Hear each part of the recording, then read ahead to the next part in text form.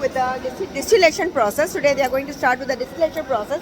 We are going to start the simple distillation method. That is, they are going to purify a sample of little turbid water, and I will show them only the process of distillation, that how it that the water starts distilling. Please low down the fire. Yeah. So the fire should be the burner should be moderate. Right. That's great. So I will show them the parts of the distillation assembly, what are the different parts and how it would, what is the function of each part and how they are going to get the pure. This is simply a purification technique. It's a purification technique. So my students are here, the boys are here and the girls are also here. Compounds, right? And Mr. Bukhaskali was also very much helpful in our lab assistant in explaining us everything. So today I am going to explain you the process of distillation. Now it's a simple distillation method, right? Now it has got few parts. This is the distillation flask in which you are going to distill. Now the distillation flask, it contains water. How much water you are going to fill? Only this one, because you have to leave some space here for and put the anti-bumping chips inside. Mr. Khaskali, please put the anti-bumping chips. Anti-bumping chips. That is the porcelain or the china dish pieces. Just put them. So the anti-pumping chips are kept inside the flask before the distillation commences, because what it protects our compound to jump out of this vessel, right? Or it will bump out, it will protect bumping of any solvent that is we are distilling. So basically we are now going to purify this distilled water, undistilled water. It contains impurities, lot of impurities are there. I asked them to put in some dust inside it so that you can have the clear difference. And now it is attached to a still head. It has got two neck, you can say still head. It has one head is going inside this condenser and one head is inside. And the upper part, this portion is attached with a thermometer in which you can simply see at what temperature the compound starts boiling and then at what temperature it starts coming out from this condenser. Now what is the function of this condenser? It condenses, that means it cools down. It cools down our hot vapors that are going to emerge from the distilling flask. They are going to emerge. What will happen? Here you are going to see the vapors. You will observe the vapors. Here first of all the vapors will condense, will be seen here. Then they will move towards this side and you see the direction of the condenser. It should always be tilted like this. Keep that thing in your mind. It should be all this. See, it's tilted. It's tilted, right? So it should be like this. It should never be like this. Otherwise the process of distillation will be stopped. It won't distill, right? You will have difficulty in getting your product.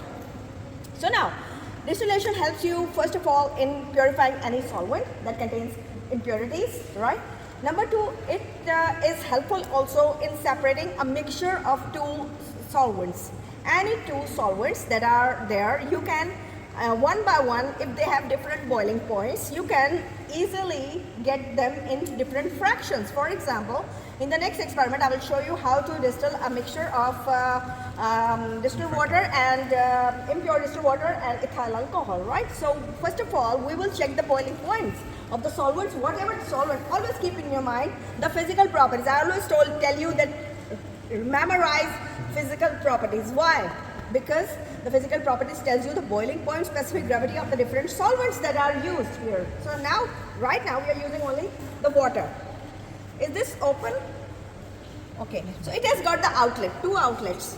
You have to, the water is constantly circulating and you can see here that the condenser has got two walls. It has got an outer wall, this is the outer wall, and it has got the inner wall. The water is circulating in the outer wall, not the inner wall. Inner wall, what is happening? The vapor will cool down because you can touch it, it's cool, right? It's not that cool because it's, we are having high temperatures right now, but as compared to this flask, it is very cool. So that means it will help in cooling down the vapors that are going to emerge from the flask, and they will move towards this side and then they will start dropping inside our collecting flask. Now what is happening here? You can't say the process of distillation has started.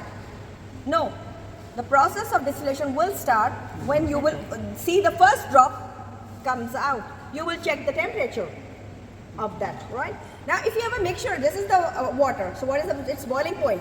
100. At 100 degrees, you will see that of course the process will start.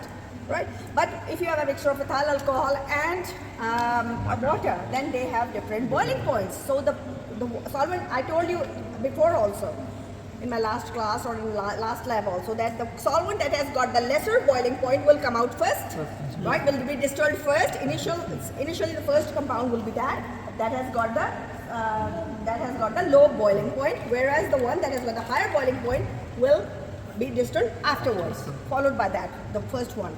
And the temperature will be, stopped. At that time, the temperature will be stationary when the first component is distilling, right? Okay, I'm not going to mix up all the two experiments together. We will do that one later on. Right now, what is happening at 100 degrees when it reaches the temperature? What is the temperature? 40. Now it's 40. It's reaching almost 40, 30, 35. So when it will reach 100, you will start that the process of our distillation has started. Now put a funnel here also, a small funnel. Mr. Khaskali, please put a small funnel also inside it so that our compound has no chances to escape. Because we don't want our solvent, whatever solvent. Here we have, this is the first distillation assembly setup you are watching right now, but when we will do a lot of other chemicals or other expensive solvents, we don't want to waste a single vapor. So what is happening here? That everything would be collected in this flask. If you will not put this, this funnel is not the proper actually glassware. There is another thing, a dropping funnel that is attached to this one, and actually this thing is not good. This is not the flask actually. The flask is the Pyrex glass. It has got, you can say, the size of the same. It is of the. This should be of the quick fit. This is not quick fit. So what will happen that it will be fixed with this dropping thing, right? So what will happen that there will be no chances of spilling the distilled solvent when it is fixed inside it, just like it is fixed. Now, one more thing I want to tell you. Whenever we are doing any heating process, the joints, where are the joints? First joint, second joint, third joint, right? Okay, the three joints are supposed to be greased before heating. Grease means grease is available in the workshop. It is brownish in color. You will put the grease inside and you will do it like that. You will grease it like that, and then what will you do? You will revolve it. When you revolve it, the inner surface of this still head will be covered, will be layered with that grease. Will be layered, and what will it help us in what way? These joints will not jam due to heating. Otherwise, they will get jammed. In the long-term heating process, they get jammed. So we always put. Mr. Kamran, come here. This is not.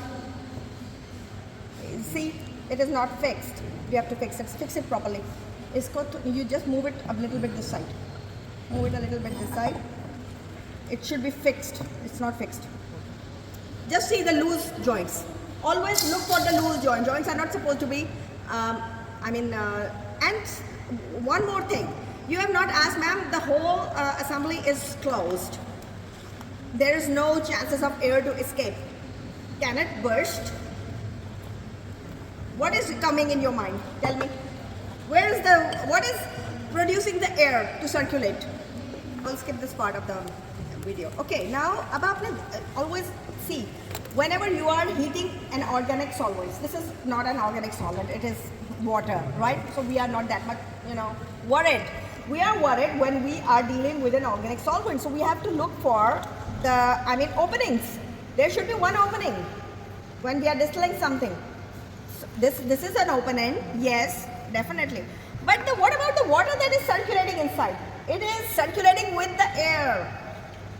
So what happens that the passage, it looks like it's closed, but it's not closed. The water is constantly circulating in this. It is coming and it is coming out. It's going inside and it's coming out. So it's constantly circulating around the condenser.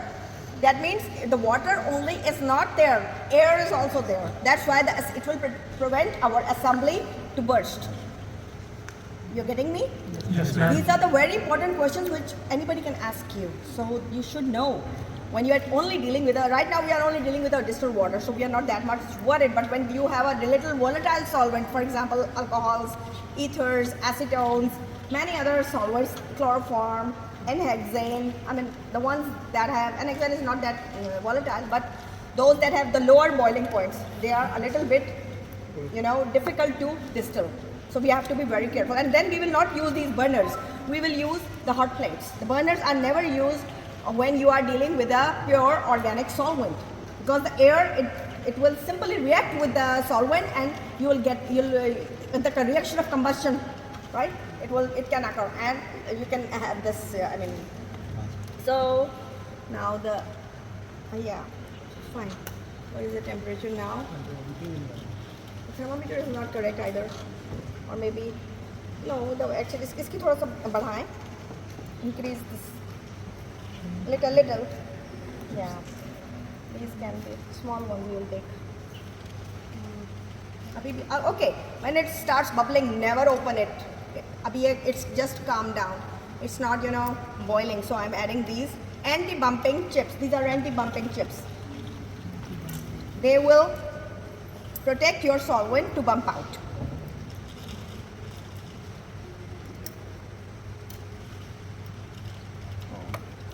Stop the video. So this is the distillation assembly, and the process of distillation is commencing. We can see students have done it. Of the distillate. This is the distillate. What do you call it? Distillate.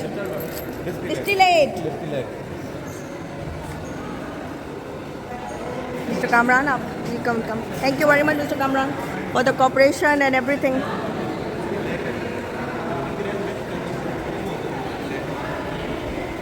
Girls, are you watching the process of distillation?